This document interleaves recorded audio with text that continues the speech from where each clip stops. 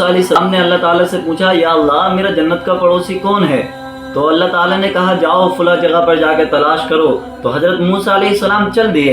तो मूसा अलैहिस्सलाम क्या देखते हैं कि एक कसाई है और कसाई वो गोश्त काटता है और उसने कोई नेक अमाल नहीं किया ऐसा, जिससे कि मूसा अलैहिस्सलाम देखकर उसको समझें। और उसके बाद मूसा अलैहिस्सलाम क्या देखते हैं कि वो अपने हाथों से गोश्तों को काटता है और गोश्त काटने के बाद जब उसने अपनी दुकान को शाम के वक्त बंद किया तो वो अपने घर को जाता है और घर के जाने के बाद में हज़रत मूसा अलैहिस्सलाम उसके घर पर तशरीफ़ लेकर जाते हैं और उसको बताते नहीं हैं कि मैं मूसा हूँ। लेकिन जब उसके घर पर पहुँचते हैं तो क्या माजरा देखते हैं आप, ये देखें क्या मंजर था कि आप देखते हैं कि वो शख्स उठकर जाता है और अपने हाथों से रोटियां बनाता है और रोटी बनाने के बाद में अपने हाथ से सालन बनाता है, फिर बर्तन में करता है। उसको बर्तन में करने के बाद अपनी वालिदा के पास जाता है और अपनी बूढ़ी सी माँ को अपने हाथों से खाना खिलाता है और अपने हाथों से खाना खिलाने के बाद उसकी सब कुछ देखभाल करके फिर अपने घर को जाता है। तो पता क्या चला,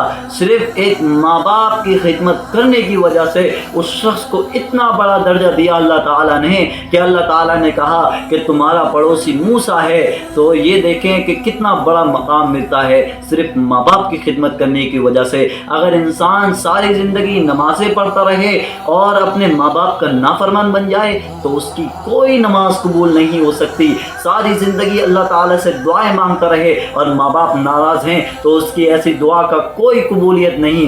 इंसान हज कर ले, ज़कात दे ले, सब चीज़ें कर ले, सारी दीन के काम करे, लेकिन अगर उसके माँ बाप नाराज़ हैं तो उसकी ज़िंदगी में कोई आमाल, सब आमाल बेकार हैं, किसी आमाल की कोई बुनियाद नहीं। इसलिए अपने माँ बापों का ख्याल रखा करो, इसलिए कि अल्लाह ताला ने फरमाया कि जन्नत माँ के कदमों के नीचे हुआ करती है। और आप ये देखें कि वो जन्नत जो इंसान अल्लाह ताला से मांगता है, अल्लाह ताला से क्या कहता है, या अल्लाह मुझको जन्नत नसीब फरमा, और जन्नत के लिए मस्जिद में जाता है, नमाज पढ़ने के लिए जाता है। आप इस चीज़ को देखें, माँ के कदमों के नीचे अल्लाह ताला ने जन्नत को रख दिया। इसका मतलब आपको अल्लाह ताला बताना चाहता है कि जो चीज़ आप अल्लाह ताला से मांगते हैं अल्लाह ताला तो मुझको अता कर दे, अल्लाह ताला ने वो माँ के कदमों के नीचे रखी है। और जो चीज़ कदमों के नीचे रखी होती है तो आप समझ सकते हैं तो माँ बाप का कितना बड़ा दर्जा है। और बाप को भी समझें कि बाप का इतना बड़ा दर्जा है कि जब तक